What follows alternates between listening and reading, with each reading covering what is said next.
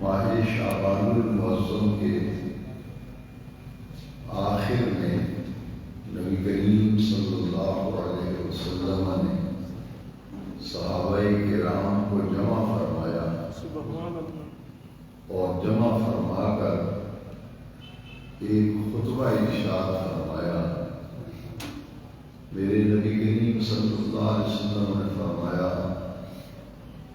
تمہارے اوپر ایک ایسا باعظمت مہینہ سایہ فگن ہونے والا ہے جس مہینے کو اللہ کریم نے بڑی ہی عظمتیں اور بڑی ہی برکتیں عطا فرمائی ہیں۔ اس مہینے کے اللہ کریم نے تم پر روزے فرض کیے۔ رمضان المبارک کے حوالے سے اس خطبے میں نبی کریم صلی اللہ علیہ وسلم نے روزہ اور رمضان اور نزول قرآن اور پورے مہینے میں جتنی برکتیں رکھی ہیں اس کا ذکر حضور نے اس خطبے میں ارشاد فرمایا۔ اور اسی خطبے میں نبی کریم علیہ السلام نے پورے مہینے کو 3 حصوں میں تقسیم کر کے ہر حصے کی برکت الگ بیان فرمائی۔ 30 دن کا مہینہ ہوتا ہے، لیکن اہل ایمان کے لیے یہ بشارت ہے کہ جو زبان رسالت سے دی گئی، سبحان اللہ، نبی کریم صلی اللہ علیہ وسلم نے دیکھا ایک رمضان شریف 29 دن کا ہوا اور 29 پہ چاند نظر آیا۔ اگلے دن عید تھی، صحابہ کرام آپس میں گفتگو کر رہے تھے کہ اگر ایک دن ہمیں اور مل جاتا، 30 پہ چاند نظر آتا تو ہمارے 29 کی بجائے 30 روزے ہو جاتے۔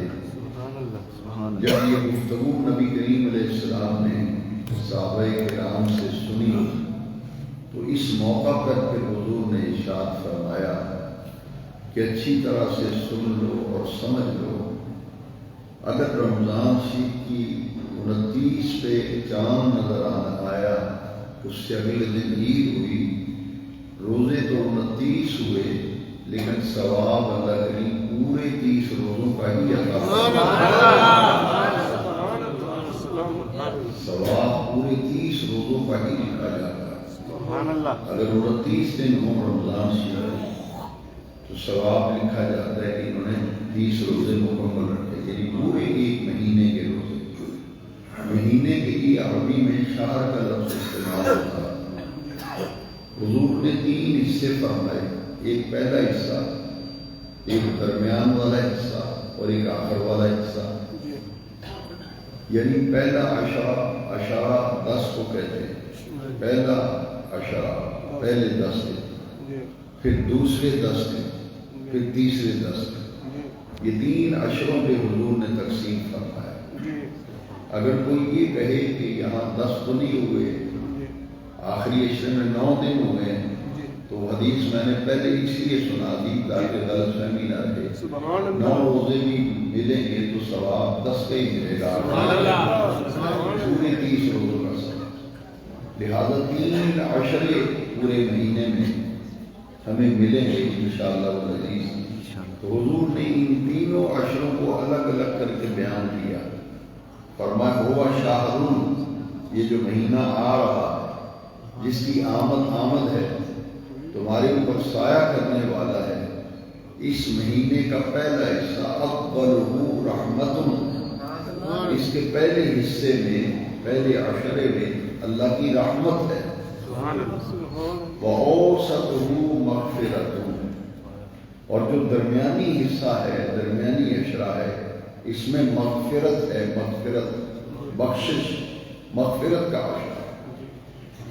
اور تیسرے حصے کو نبی کریم علیہ السلام نے فرمایا وَآخِرُهُ عِتْقٌ مِّنَ النَّارِ، کہ اس مہینے کے جو آخری عشرہ ہے وہ گویا کہ جہنم کے آزادی کا عشرہ ہے۔ اتقم من النار، آگ سے آزادی، جہنم سے آزادی کا عشرہ ہے، آخری عشرہ۔ یہاں یہ بات بڑی ہی قابل توجہ ہے اور سمجھنے کے لیے اس کے لیے پوری توجہ کی ضرورت ہے کہ جس نے پہلے عشرے میں پابندی کی، پہلے عشرے میں پابندی کی، رمضان شریف کے دن کے اوقات میں روزہ رکھا، رات کو قیام کیا یعنی تراویح ادا کی، پنج وقتہ نمازوں کی پابندی، دن کے اوقات میں روزہ، رات کے وقت تراویح، اور پہلے عشرے کو جس نے اس طرح گزارا اس کے لیے پھر دوسرا عشرہ جو ہے وہ بخشش اور مغفرت کا سبب و ذریعہ بن جائے۔ سبحان اللہ، سبحان اللہ۔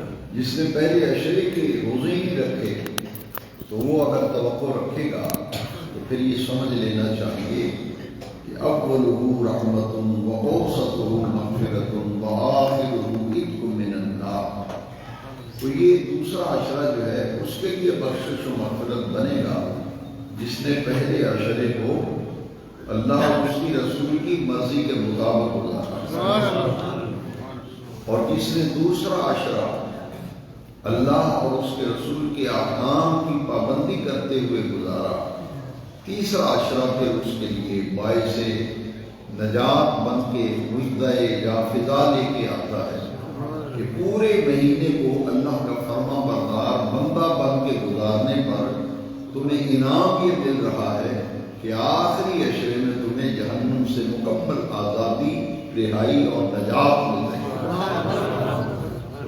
یہ مہینہ اول تا آخر پورا مہینہ بڑا ہی خیر اور برکت کا مہینہ ہے اور اسے بڑی فضیلت حاصل ہے۔ دیکھیے اس کی فضیلت کیا ہے اور اس کو یہ درجہ اور مقام کیسے ملا۔ سورہ بقرہ میں اللہ تبارک و تعالی نے فرمایا شہر رمضان الذی انزل فیہ القرآن، کہ رمضان وہ مہینہ ہے جس میں قرآن نازل کیا گیا، قرآن اتارا گیا، یہ نزول قرآن کا مہینہ ہے۔ اس لیے اس مہینے کے روزے جو ہیں وہ اللہ کریم نے ایمان والوں پر فرض کیے۔ قرآن مجید میں جس آیت میں روزے کے فرض کیے جانے کا ذکر ہے اس آیت کریمہ کو سنیے ذرا، اس میں روزے کی فرضیت کا بھی ذکر کیا گیا۔ روزے کو فرض کیے جانے کا مقصد کیا ہے؟ بھوکا اور پیاسا رکھنا اور حلال لذتوں سے اپنے دامن کو بچانا، اس کی غرض و غایت کیا ہے؟ یہ کیوں فرض کیا گیا؟ اس آیت کے اندر ان دونوں سوالوں کا جواب ہے۔ یا ایھا الذین آمنوا، اے ایمان والو، کتب علیکم الصیام، صوم کہتے ہیں روزے کو اور صوم کی جمع ہے صیام۔ کتب علیکم الصیام، اے ایمان والو تم پر روزے فرض کیے گئے۔ کتب علیکم الصیام، تم پر روزے فرض کیے گئے۔ کما کتب علی الذین من قبلکم، تم پر ایسے فرض کیے گئے ہیں جیسا کہ تم سے پہلے لوگوں پر فرض کیے گئے۔ یہاں پہلے لوگوں سے مراد پہلی امتیں ہیں کہ روزہ تو ہر امت کے اندر رہا ہے، اگر اس کی کوئی صورت اور کیفیت و ماہیت الگ تھی، لیکن نفس روزہ جو ہے ہر امت میں فرض رہا ہے۔ اس لیے فرمایا کہ یہ صرف تم پر ہی فرض نہیں کیے گئے، من قبلکم، جو لوگ تم سے پہلی امتیں گزر رہی ہیں ان پر بھی ہم نے روزے فرض کیے گئے۔ روزے کی فرضیت کا ذکر کرنے کے بعد پھر رب کریم نے روزہ کیوں فرض کیا گیا اس کی حکمت بیان کی۔ لعلکم تتقون، لعلکم تتقون، اس امید پر روزے رکھو، اس امید پر روزے رکھو، یہ فرض ہے روزہ، اور روزہ اس امید پر رکھو کہ تم کو اللہ تبارک و تعالیٰ تمہیں تقوی کی دولت عطا کرے۔ لعلکم تتقون، تاکہ تم پرہیزگار بن جاؤ، تم متقی بن جاؤ، تم اللہ سے ڈرنے والے بن جاؤ۔ اس کے احکام کی پابندی کرنے والے بن جاؤ، تو یہ ہے روزے کا مقصد۔ اب اس روزے کے بارے میں یہ سمجھ لیں کہ حضرت عبداللہ ابن عمر رضی اللہ تعالیٰ ان سے حدیث شریف مروی ہے جو متفق علیہ حدیث ہے، امام بخاری نے بھی نقل کی اور امام مسلم نے بھی اس حدیث کو نقل کیا۔ اس میں نبی کریم علیہ السلام نے ارشاد فرمایا، وعن عبداللہ ابن عمر رضی اللہ تعالیٰ عنہ قال رسول اللہ صلی اللہ علیہ وسلم بنی الاسلام علی خمس، اسلام کی بنیاد 5 چیزوں پر رکھی ہے، شہادت اللہ الہ الا اللہ و شہادت ان محمد رسول اللہ، اس بات کی گواہی دینا، شہادت دینا کہ اللہ کے سوا کوئی عبادت کے لائق نہیں، اور حضرت محمد صلی اللہ علیہ وسلم اللہ کریم کے آخری سچے نبی رسول اور پیغمبر۔ تو یہ ہے ایمان، شہادت توحید، شہادت رسالت، یہ اسلام کا پہلا رکن ہے۔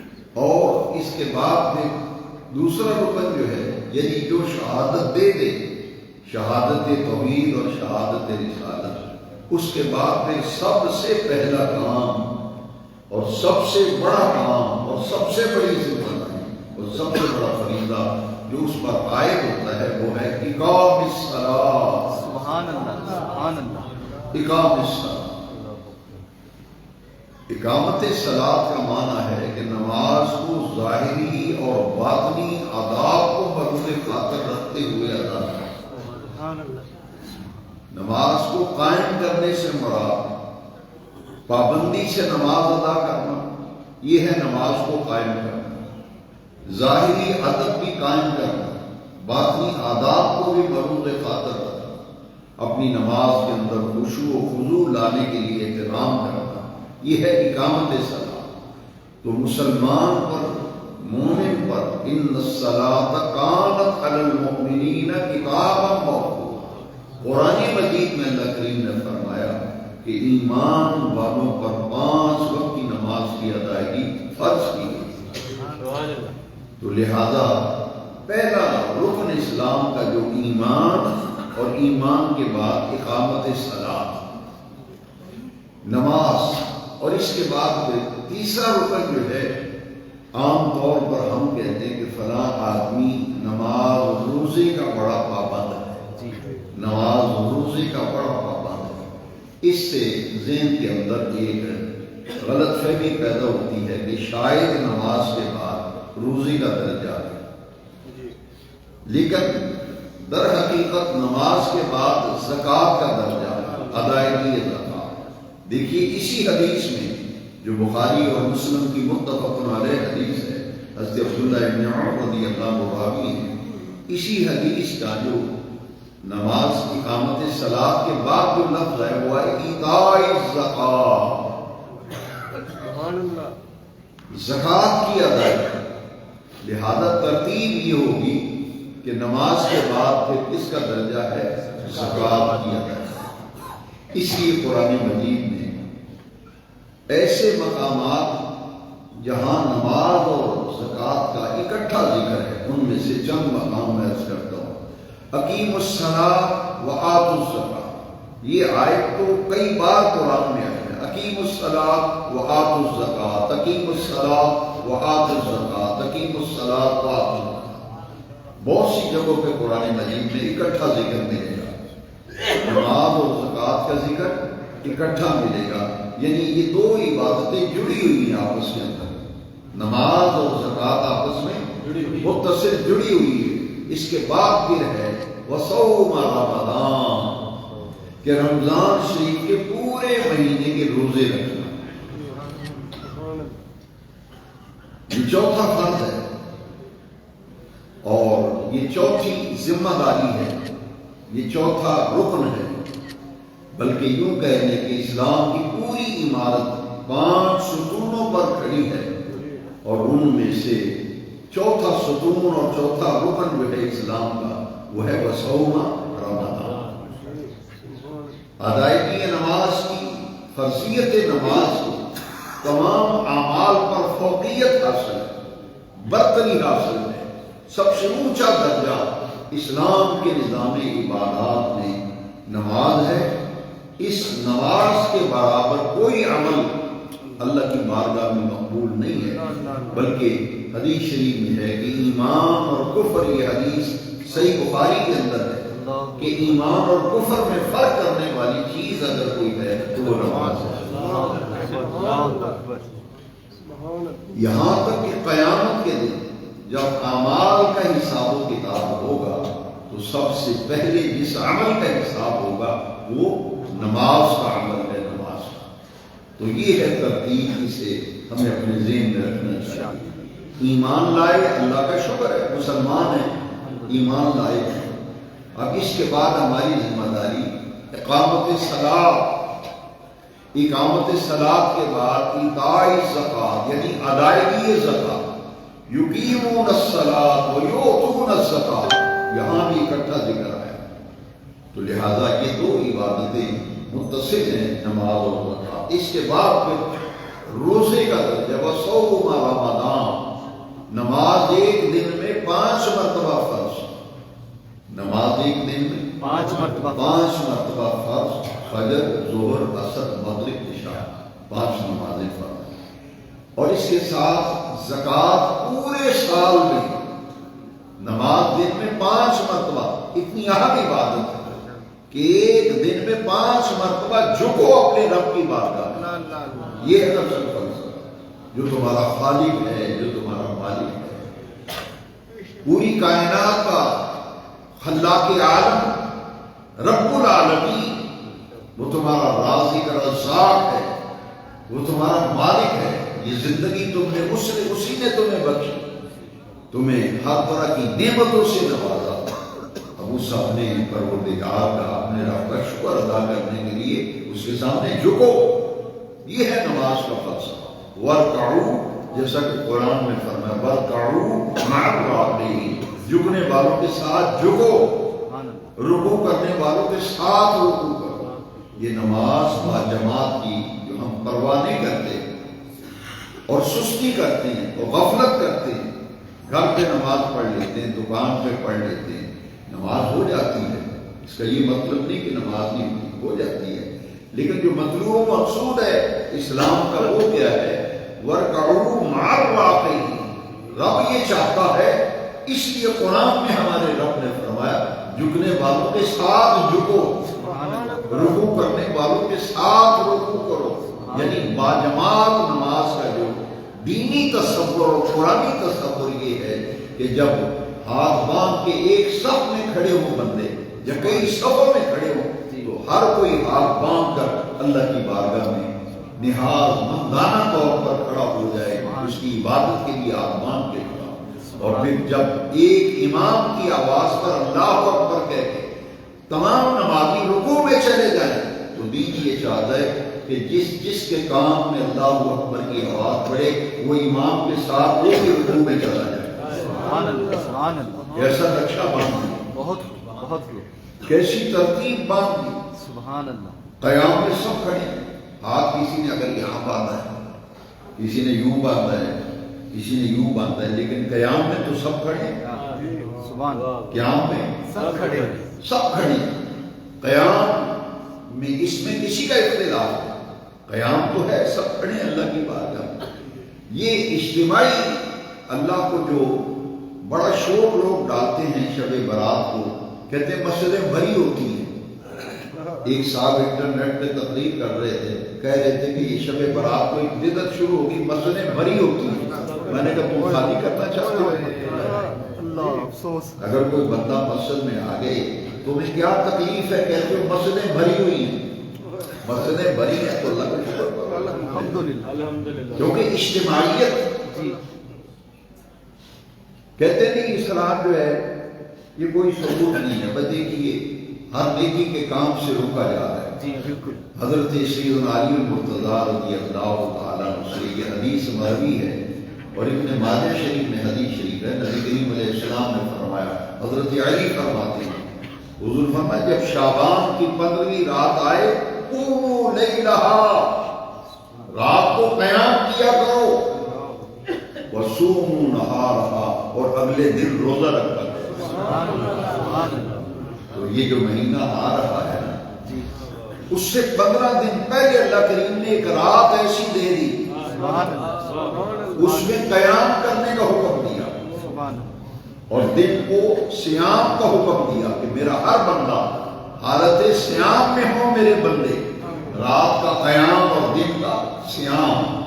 اب دیکھیے 15 دن پہلے رات کو جگا کر قیام بھی کروایا، اگلے دن روزہ بھی رکھوایا، تاکہ 15 دن بعد جو عصمت والا مہینہ آ رہا ہے رمضان الکریم، اس کا استقبال کرو اور ذہنی طور پر تیار ہو جاؤ، اس رات قیام کر کے رمضان کے روزوں کے لیے تیار ہو جاؤ، اور رات کا قیام کر کے تراویح کی ادائیگی کے لیے تیار ہو۔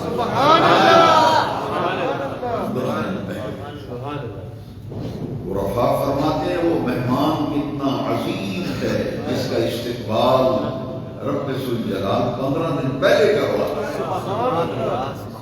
قیام اجتماعیت، اس لیے امام کہتے ہیں سمع اللہ لمن حمدہ، تو جتنے بھی مقتدی ہوتے ہیں ایک آواز پر سبھی ربنا لک الحمد حمدا کثیرا طیبا مبارکا پڑھتے ہوئے سیدھے کھڑے ہو جاتے ہیں، اور پھر جب سیدھے کھڑے ہوتے ہیں پھر امام کہتے ہیں اللہ اکبر، سب کے سب لوگوں میں سجدے میں چلے جاتے ہیں، سجدہ ریز ہوتے ہیں اپنے رب کو، اور سجدہ ہاتھ ہڈیوں پر، پیشانی، ناک، دونوں ہاتھوں کی ہڈیاں، دونوں گھٹنوں کی ہڈیاں، دونوں پاؤں کی ہڈیاں یہ زمین کے اوپر جم جانی چاہیے۔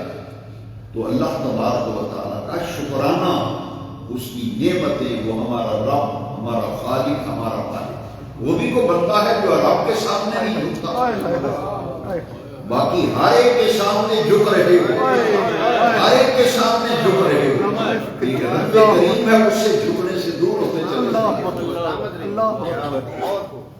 کس کے سامنے جھک رہے ہو؟ اپنے رب کریم کی بارگاہ۔ وَارْكَعُوا مَعَ الرَّاحِمِينَ، یہ اللہ کو پسند ہے کہ میرے بندے اجتماع کریں۔ یہ الگ بات ہے، جیسے ہی سلام پھرتا ہے اتنا تنگ ہوتا ہے آدمی صف میں کہ اٹھ کے پیچھے کی طرف بھاگتا ہے۔ مجھے حیرت ہے ان نمازیوں پر، جیسے ہی امام سلام پھیرتا ہے وہ ایسے اٹھ کے بھاگتے ہیں جیسے پتہ نہیں جھگڑے ہوئے تھے زنجیروں۔ کون سمجھے گا اسلام کے لیے؟ تمہیں دعا تک بیٹھنے کی توفیق نہیں ہے، آئے کس کے دربار میں، آئے کس کے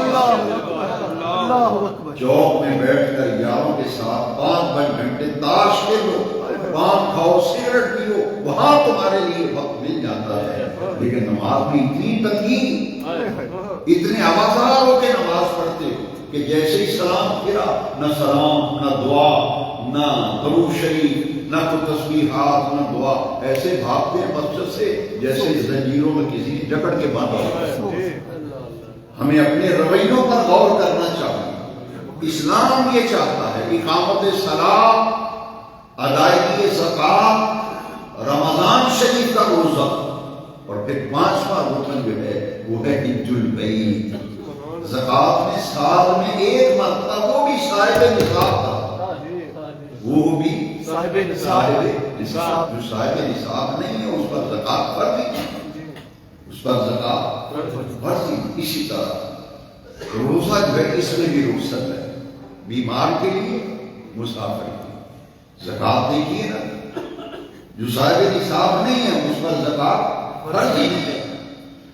روزہ بیمار آدمی یا ایسا بوڑھا شخص جس کی صحت یابی جو ہے اس کا کوئی تصور نہ ہو، بڑھاپا غالب آ گیا، بیماری غالب آ گئی، اور قوائے انسانی اس کے کمزور ہو گئے، چل نہیں سکتا، دیکھ نہیں سکتا، نظر کمزور ہے، گھٹنے سے ہی کام نہیں کرتے، کھڑا نہیں ہو سکتا، بیمار ہے، لاغر ہے، کمزور ہے۔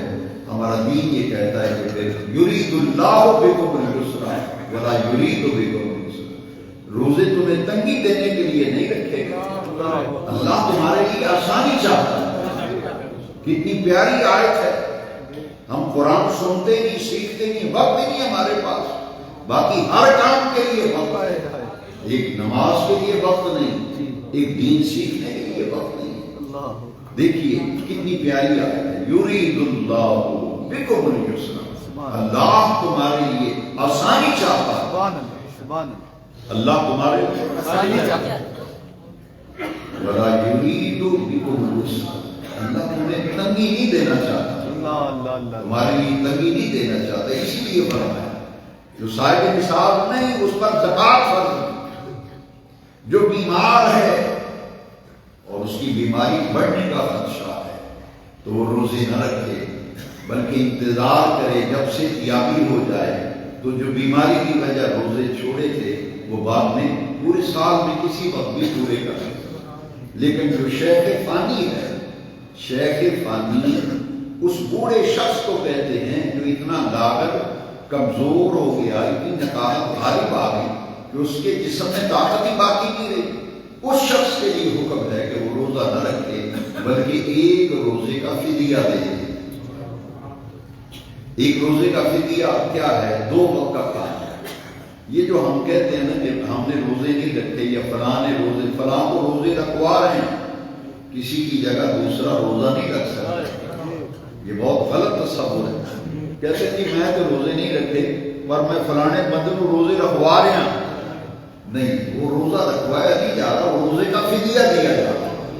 فدیہ کیا ہے؟ طعام مسکین، ایک مسکین کا 2 وقت کا کھانا جو ہے وہ ایک روزے کا فدیہ ہے۔ جو شیخ فانی ہے جو روزے نہیں رکھ سکتا، بیمار آدمی ہے، لاغر ہے، ڈاکٹروں نے کہا ہے کہ اگر یہ روزہ رکھے گا اس کی زندگی کو خطرہ ہے یا اس کی بیماری بڑھنے کا اندیشہ ہے، تو ایسے شخص کے لیے حکم ہے کہ وہ روزہ نہ رکھے، رخصت ہے۔ وہ کیا کرے گا؟ گھر میں جس درجے کا کھانا آپ لوگ کھاتے ہیں وہ حساب لگائے، یا ہوٹل پہ آدمی کھانا کھائے نا درمیانے درجے کا، تو وہاں حساب لگا لے کتنے میں کھانا کھا لیتا ہے، چائے بھی لگا لیں ساتھ، کھانا بھی اور چائے اس کو جمع کر لیں، ایک وقت کا کھانا جتنے میں آپ کھاتے ہیں اس کا حساب لگا کے 2 وقت اس کو 30 سے یا 29 سے ضرب دے دے، جتنے پیسے بنے وہ اکٹھے کسی کو دے دے، کسی غریب مسکین جو روزے نہیں رکھ سکتا۔ اب دیکھیے ذرا اللہ کریم نے آسانی نہیں فرمائی، جو مسافر ہے سفر، یہ تو بیماری کی وجہ سے روزے نہیں رکھے نا، اس کو رخصت دے، اور جو مسافر ہے تو اس زمانے میں سفر پیدل ہوتا تھا تو مشقت اٹھاتے تھے لوگ، اونٹوں پہ سفر کرتے تھے، گھوڑوں پہ، کچروں پہ، لیکن شریعت یہ کہتی ہے اگرچہ آپ جہاز پہ سفر طے کریں، گاڑی پہ کریں، اچھی سے اچھی گاڑی پہ، تو اس کے لیے پھر شریعت نے حد مقرر کر دی ہے کہ اتنا سفر ہو تو تمہارے اوپر روزے کی رخصت کر دی گئی۔ فَمَنْ كَانَ مِنْكُمْ مَرِيضًا أَوْ عَلَىٰ سَفَرٍ فَعِدَّةٌ مِّنْ أَيَّامٍ أُخَرَ، جو سفر کی وجہ سے روزے چھوڑیں گے اس پر گناہ کوئی نہیں ہوگا۔ ہاں یہ ضرور ہے کہ رمضان شریف ختم ہو جائے تو یہ سال آنے سے پہلے پہلے، رمضان شریف اگلے سال آنے سے پہلے پہلے وہ تمام روزے رکھیں جو سفر کی وجہ سے چھوڑے تھے یا بیماری کی وجہ سے چھوڑے تھے۔ تو اللہ کریم نے فرمایا یرید اللہ بکم اليسر ولا یرید بکم العسر، تمہارے لیے اللہ آسانی چاہتا ہے، مسافر بیمار کو رخصت۔ تو رمضان شریف کا روزہ پورے سال میں 1 مہینے کے روزے فرض کیے گئے، کتب علیکم الصیام کما کتب علی الذین من قبلکم۔ تو یہ 2 خاص عبادتیں ہیں رمضان شریف کی، رات کا قیام اور دن کا صیام۔ یہاں یہ بات سمجھ لیں کہ یہ 2 عبادتیں خاص ہیں رمضان شریف، یعنی 1 مہینہ میں اکثر و بیشتر بڑا اس میں غور و فکر کرتا ہوں، جہاں تک میں نے مطالعہ کیا ہے، میرے مطالعہ میں اس نتیجے پر پہنچا ہوں کہ اگر کوئی شخص یہ چاہتا ہے، ہم میں سے جو شخص یہ چاہتا ہے کہ میں اپنی اس زندگی سے تنگ آ گیا ہوں جو دین سے دوری میں گزر رہی ہے، نماز بھی مجھ سے پڑھی جاتی، مسجد کی حاضری مجھ سے نہیں ہوتی، جمعے میں پڑھتا نہیں، میں غفلت کے اندر زندگی گزار رہا ہوں، میرا کیا بنے گا آخرت میں، میری قبر میں کیا مجھے کس چیز کا سامنا کرنے پڑے گا؟ جو آدمی دل سے چاہتا ہے، دل سے چاہتا ہے کہ میری زندگی بدلے، میرے احوال بدلے، پریشانیوں دکھوں کا مارا اور ستایا اور گھیرا ہوا بندہ اگر یہ چاہتا ہے کہ میری زندگی میں راحت آئے، میری زندگی میں سکون آئے، میری زندگی میں چین آئے، میرے احوال بدلیں، مالی لحاظ سے میں پریشان ہوں، اللہ میرے رزق روزی میں برکت دے، جب اللہ سے تعلق ہی نہیں رکھا، جب اللہ سے جو رزق دینے والا ہے، جس کے پاس ہم ملازم ہیں، کام کرتے ہیں، اس کی ہمیں بڑی فکر ہے۔ میں لیٹ ہو گیا تو مالک ڈانٹے گا، میرا باس مجھے ناراض ہوگا، میری غیر حاضری لگا دے گا۔ وہ یہ مجازی جو ہمارے مالک ہیں، ان سے ہم ڈرتے ہیں، ان سے بچتے ہیں، خوف کھاتے ہیں۔ کہیں لیٹ آفس میں لیٹ ہو گئے تو میرے جاتے ہوئے باس میرا غیر حاضری لگا دے گا، میری جواب طلبی ہوگی، مجھے نوٹس آ جائے گا۔ لیکن وہ رب کریم جس نے ساری نعمتوں سے ہمارا ہمیں نوازا، جو احکم الحاکمین ہے، قل اللہم مالک الملک، کہ اللہ تو سب ملکوں کا مالک ہے، تو دل ملک من تشاء، جس کو چاہتا ہے ملک عطا کر دیتا ہے، وتنزل الملک ممن تشاء، جس سے چاہتا ہے ملک چھین لیتا ہے، جس کو چاہتا ہے ملک عطا کرتا ہے، وتعز من تشاء وتذل من تشاء، جس سے چاہے تو عزت بخشتا ہے، جس سے چاہتا ہے تو ذلت اس کی پر مسلط کر دیتا ہے، بدبختی مسلط کر۔ عزت کا مالک اللہ ہے، روزی کا مالک اللہ ہے، ہماری زندگیوں کا مالک، موت و حیات کا مالک و خالق اللہ ہے۔ الذی خلق الموت والحیات لیبلوکم ایکم احسن عملا۔ تو جب زندگی اور موت کا مالک اللہ ہے، جب ہمارا مرنے کا وقت نہیں آئے گا اس سے پہلے ہم جا نہیں سکتے۔ جو جانے کا وقت ہے اسی پہ جانا ہے، اس سے پہلے نہیں جائے گا، اور جب وقت آ گیا پھر جانے سے روک نہیں سکے تو پھر ہمارے نخرے کس لیے؟ ہمارے یہ نخرے، ہمارے دین سے بغاوت و دوری، مساجد اور نماز کی لاپرواہی، یہ ساری چیزیں اس لیے قرآن مجید کی ایک آیت جو ہے بڑی پیاری ہے، وہ میں جب بھی اس آیت کو پڑھتا ہوں تو ایک دفعہ جو ہے میں لرز جاتا ہوں۔ یا ایھا الانسان ما غرک بربک الکریم، سبحان اللہ، یا ایھا الانسان، مسلمان کو نہیں کہا، ایمان والوں سے نہیں کہا، یہاں انسان سے خطاب، یا ایھا الانسان، اے پوری کائنات انسانیت، اے نوع انسانی، اے پوری دنیا کے انسانوں، ما غرک بربک الکریم، وہ کون ہے، وہ کون سی چیز ہے جس نے تجھے تیرے رب کریم سے دور کر دیا؟ ما غرک بربک الکریم، یہاں صرف رب نہیں فرمایا، صرف کیا فرمایا؟ ما غرک بربک الکریم۔ کتنی پیاری آیت، تیرا رب کریم ہے، یہ اللہ کریم جھنجھوڑ رہا، اور تمہارا رب کریم ہے۔ یا ایھا الانسان ما غرک بربک الکریم، تو اپنے رب کریم کو چھوڑ چکا ہے، رب کریم کو بھول چکا ہے، تجھے موت یاد نہیں ہے، قبر آخر تجھے بھول گئی ہے۔ جاؤ قبرستان میں جا کے کبھی کبھی جایا کرو، حضور نے فرمایا قبرستان میں جایا کرو، دیکھا کرو، ان قبروں کو دیکھو، وہ لوگ جو ناک میں مکھی کی بیٹھتے ہیں، جن کے ایک اشارے پر پورا ملک لرزتا تھا، جن کے ہاتھ میں باغ ڈور تھی، کیسے بھی یار مددگار وہاں گڑی کے اندر پڑے۔ یہ ہے انسان کی اخیر، یہ ہے اس جگہ پہ آ رہا ہے۔ اس لیے میرے دوستوں اور بزرگوں اور بھائیوں، یہ مہینہ جو آ رہا ہے رمضان، ہمیں دین کے بغیر ہمارا گزارا ہی نہیں، دین کے بغیر ہمارا گزارا ہی نہیں۔ بچہ پیدا ہوتا ہی اسے نہلاتے ہیں نا، پہلا کام کیا ہے؟ اس کے کان میں اذان پڑھنا، مجھے دین سے دور ہو کے بچاؤ۔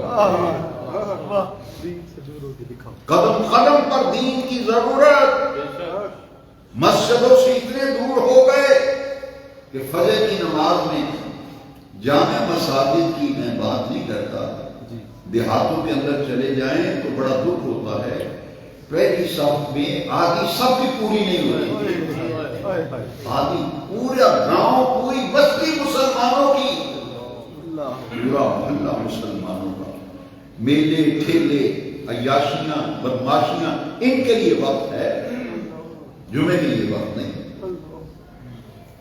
لہذا اپنے رویوں پہ غور کرو۔ وہ ایک بزرگ نے بڑی پیاری بات کی، جب میں کہتا ہوں یا اللہ میرا حال دیکھ، حکم ہوتا ہے اپنا نامہ اعمال دیکھ۔ جب میں کہتا ہوں یا اللہ میرا حال دیکھ، حکم ہوتا ہے اپنا نماز ہمارے گھر میں نہیں، قرآن کی تلاوت ہمارے گھر میں نہیں، صدقہ خیرات سے ہم جی چراتے ہیں، زکوٰۃ ہم نہیں دیتے، روزے ہم نہیں رکھتے، حج فرض ہو گیا حج نہیں کرتے۔ ایک اچھا کھاتا پیتا آدمی تھا، میں نے کہا تم پہ حج فرض ہے، تمہاری ظاہری زندگی ٹھاٹ باٹ سے گزار رہے ہو، تمہاری زندگی کا رہن سہن طرز طریقہ بتاتا ہے کہ تمہیں کمی نہیں ہے، تم پہ حج فرض ہے تو کیوں نہیں کرتے حج؟ حکم یہ ہے کہ بچی بالغ ہو جائے تو دیر نہ کرو، بیٹی بالغ ہو تو تاخیر نہ کرو، فوراً نیک اور اچھا رشتہ دے کے اس کا فرض ادا کرو۔ بیٹی کا فرض ادا یہ تعلیم حاصل کر رہی ہے، ابھی فلاں ہو رہا ہے، ابھی فلاں ہو رہا ہے، ایسی ایسی بیٹیاں گھروں میں بیٹھی ہیں، 35-40 سال عمر ہو گئی ہے، رشتے کو نہیں بھیجا، کیوں؟ کہتے کہ ایسے ایسے پڑھانا ہے۔ اب یہ جو چیزیں ہیں، دین تو یہ کہتا ہے کہ سیکھو سیکھو مجھے سیکھو، عمل کرو، پھر ہم کہتے ہیں وہ جی روزی میں برکت نہیں، اولاد نہیں، ماتما نہیں۔ جب دین سے اتنے دور ہو گئے کہ ہر معاملے میں غفلت در غفلت، غفلت در غفلت، سستی در سستی جا رہے ہیں۔ حقیقی بندہ وہ ہے جس کی زندگی بدل جائے، جس کی زندگی، اس کے احوال بدل جائے، اس کی کیفیات بدل جائے، وہ اپنی زندگی سے خود لطف اندوز ہو۔ مجھے اور کوئی گلہ نہیں، میں یہ کہتا ہوں کہ ہم اپنی زندگی سے لطف نہیں اٹھا رہے، ہماری زندگی پھیکی، اس میں رونق ہی نہیں رہی۔ رونق آتی ہے دین سے، رونق آتی ہے اللہ کا فرما بردار بندہ بننے سے، رونق آتی ہے اللہ کے سامنے جھکنے سے۔ روزی رب نے دینی ہے، تو کدھر بھاگ رہا ہے؟ وَمَا مِن دَابَّةٍ فِي الْأَرْضِ إِلَّا عَلَى اللَّهِ رِزْقُهَا۔ دیکھیے رزق کی ذمہ داری رب نے لی ہے۔ کیا یہ قرآن کی آیت نہیں ہے؟ تو قرآن کی آیت ہے، تو پھر سوچو میرے بھائیو، وَمَا مِن دَابَّةٍ فِي الْأَرْضِ إِلَّا عَلَى اللَّهِ رِزْقُهَا۔ جو زمین پر چلتا ہے نا، اس کی رزق کا مالک تو اللہ ہے، روزی اس کے ذمہ ہے، جو تمہارے نصیب میں لکھی ہے اس سے زیادہ مل نہیں سکتی۔ بھاگو، دوڑ لگاؤ، جتنی مرضی دوڑے لگا دو، جتنا حصہ رب نے رکھا ہے اس روزی کا اتنا ہی ملے گا۔ روزی مقسوم ہے، مقسوم، مقسوم کا معنی تقسیم کی گئی ہے۔ کیا یہ جو رات گزری ہے، حدیث شریف میں ہے، پورے سال کے رزق کے فیصلے اس رات کر دیے جاتے ہیں۔ جس کو جتنا جتنا رزق ملنا ہے اس کا فیصلہ اس رات میں کر دیا جاتا ہے۔ اگلی شب برات تک جن لوگوں نے فوت ہونا ہے ان کا فیصلہ جو رات گزر گئی ہے اس رات کا دیا، لیلۃ النصف من شعبان۔ تو حاضرین محترم، جو بندہ یہ چاہتا ہے، جتنی چیزیں میں نے بیان کی ہیں مجھے ان کا سامنا ہے، میرے احوال بدل جائیں، میری کیفیت بدل جائے، میرا نظام زندگی بدل جائے، دنیا میں عزت و وقار سے رہو، دنیا میں عزت و وقار سے رہو، اور آخرت میں بھی اللہ مجھے عزتیں دے، تو اس کے لیے دوستو جو مہینہ آ رہا ہے اس سے بہتر موقع پھر ہاتھ نہیں آئے گا۔ ہمارے نوجوان جب آپس میں بیٹھتے ہیں، کوئی بیرون ملک جانے کی بات کرتا ہے، کوئی جابس کے خواب دیکھتا ہے، کوئی سروس کے خواب دیکھتا ہے، خوبصورت، تو وہ کہتے ہیں یار تیرے واسطے گولڈن چانس ہے، میں یہ کہتا ہوں ذمہ داری سے رمضان سے گولڈن چانس رمضان سے جو آ رہا ہے یہ ہر کلمہ پڑھنے والے جو اپنے آپ کو حضور کا امتی سمجھتا ہے، جو اپنے آپ کو مسلمان سمجھتا ہے، جو اپنے آپ کو مومن سمجھتا ہے، اس سے بہتر چانس آپ کو ملے گا ہی نہیں۔ قوم جو ہے وہ کوئی انشورنس کرا کے آئے ہو کہ اگلے سال رہو گے، جس کو پتہ ہے اگلے سال رمضان ملے گا ہی نہیں۔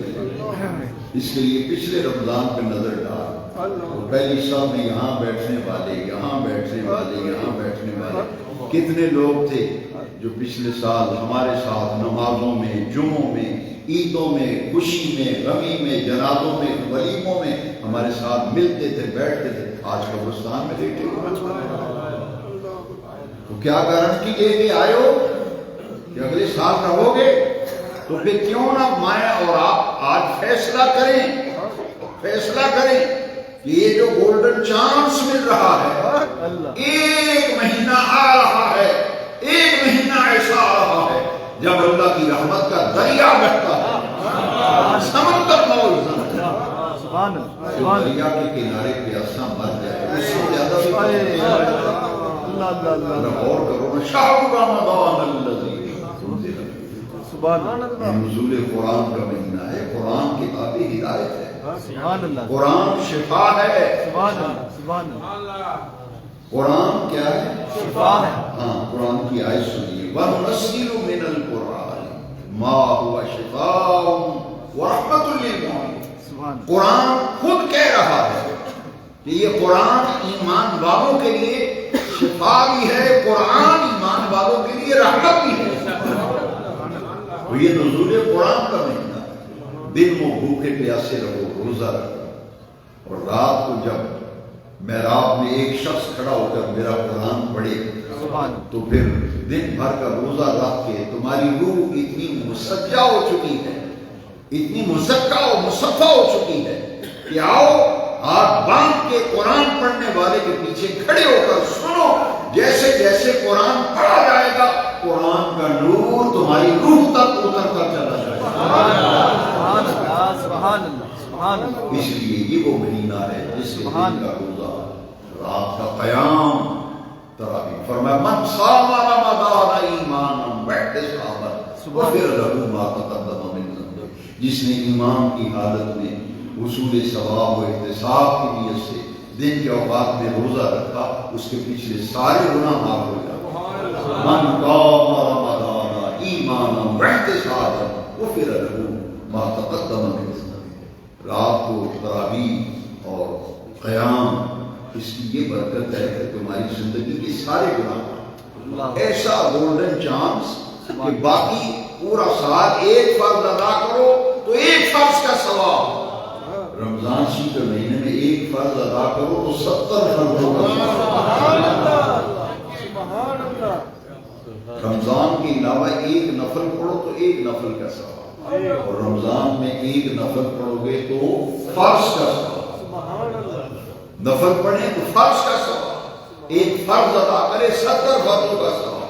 آؤ اس مہینے کی قدر کرو جو آ رہا ہے، اور اپنے اوپر یار زندہ صحبت کا کون اگلے سال ہوگا کون نہیں ہوگا، ایک مہینہ تو بندے بن کے گزارو، دکان کے وقت میں کمی کرو، 8 گھنٹے دکان کرتے ہو تو 6 گھنٹے 7 گھنٹے کر لو، کام کاج دن کے کچھ وقت نکالو، یہاں تک کہ حدیث شریف کے اندر ہے کہ ہر مالک رمضان میں اپنے ملازم پر آسانی کرے، اس کو وقت دے تاکہ وہ بھی اپنے رب سے تعلق مضبوط کرے۔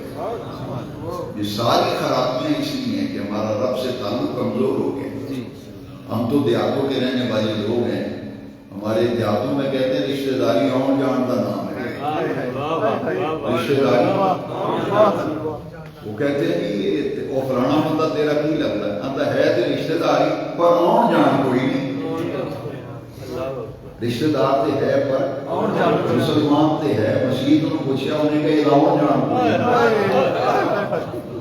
مسلمان تے ہے، میرے کوڑے دا آن جان قرآن پوچھا، قرآن نے آخیا بھی تعلق تے ہے، آدھا میں مسلمان ہوں مومن ہوں، لیکن انہیں کبھی میرے وال رجوع ہی نہیں کیتا، انہیں کبھی میرے وال ویکھے ہی نہیں۔ شادی ولیمے تے جائیے کوئی رشتہ دار دیکھے نا منہ پرا کر کے بولیاں دے، انہوں نے میرے وال ویکھے ہی نہیں، وہ منہ پرا کر کے بیٹھا رہے۔ قرآن نہیں کہہ رہا تیری بیوی کو ماں باپ نے ویلوٹ کے غلاف میں قرآن لپیٹ کے دیا تھا، اسی طرح قرآن لپیٹا پڑا ہے۔ وہ قرآن شکوا کرتا ہے رب کی بات۔ حاجی عمرہ کر کے آتا ہے، یہ تو ہم کہتے ہیں حاجی صاحب تو سب کھجورا نہیں کھوائیاں اس وقت، زمزم نہیں دیتا۔ پھر ایک کچھ ایسے لوگ دوست ہوتے ہیں وہ جی میرے واسطے کو مسلح نہیں لے آئے، مسلح میں کہا مسلح تے لے آیا پر یہ نماز کون پڑھے گا؟ میں نے ایک آدمی سے پوچھا تیرے گھر میں کتنے مسلح ہیں؟ کہتا جی ماشاءاللہ 25 مسلح، وادی کرم نہیں بھی لے کے آیا، بابا نواب نہیں بھی لے کے آیا، میرا ماما عمرے تے گیا چاچے آج کیتا مسلح لے آیا، میں کہ کبھی اتنے نماز بھی پڑھی ہے؟ ایویں منہ پھیلا لے کہنے لگا یہ تو بڑی بڑی گل کی نہیں تسی۔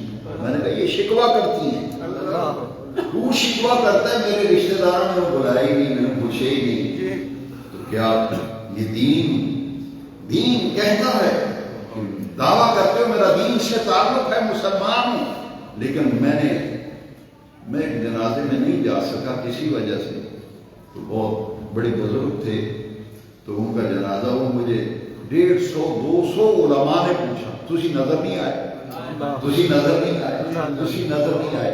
میں کہ مسیح جب جمعے نو ویکھدی ہے نا سارے نمازیاں تے نظر مارے، وادی فلانا بھی نہیں آیا، فلانا بھی نہیں آیا۔ جڑ جاؤ، دین سے جڑ جاؤ۔ اس لیے رمضان حضور نے فرمایا ایسا مہینہ ہے جو اول رحمت اوسط مغفرت آخر۔ آؤ اس مہینے کی قدر کریں، اللہ کریم اس مہینے کو بندہ بن کے گزارنے کی توفیق۔ ارادہ کر لو پورے رمضان میں کوئی نماز جماعت کے بغیر نہیں پڑھے گا، کوئی نماز جماعت کے بغیر، روزانہ قرآن شریف کھولیے۔ بھئی روزہ ہے کیا؟ حرام چیز سے بچنے کا نام روزہ نہیں ہے، 3 چیزوں سے بچنے کا نام روزہ ہے، چوتھی شے کوئی اگر ہے تو مجھے بتا دو۔ روزے کی تعریف پتہ کیا ہے؟ الاحتراز عن العقل والشرب والجماع بالنیت، 3 چیزوں سے بچنے کا نام روزہ ہے، کھانا پینا، شادی شدہ آدمی کا اپنی زوجہ اور منکوبہ سے ازدواجی عمل، یہ 3 چیزوں کا نام کیا ہے؟ ان سے بچنے کا نام روزہ ہے۔ کھانا حلال لذت، کھانا حلال لذت، پینا حلال لذت، شادی ہوئی ہے بیوی کے ساتھ ازدواجی عمل حلال لذت، میں سمجھانے کے لیے بول رہا ہوں، پینا حلال لذت، کھانا حلال لذت، شادی شدہ آدمی کا اپنی منکوحہ سے ازدواجی عمل حلال لذت۔ رب نے فرمایا صبح صادق سے غروب آفتاب تک میرے لیے اور مجھے خوش کرنے کے لیے حلال لذتوں کو چھوڑ دو، اس کے قریب نہ جاؤ تو تمہارا روزہ ہوگا۔ رب ہی چاہتا ہے کہ ایک مہینہ میرے بندے ایسی مشق کریں، حلال لذتوں کو مجھے راضی کرنے کے لیے چھوڑے، تاکہ پورا سال کے حرام لذتوں سے بھی بچ جائے۔ بس یہ ہے لعلکم روزے کا مقصد۔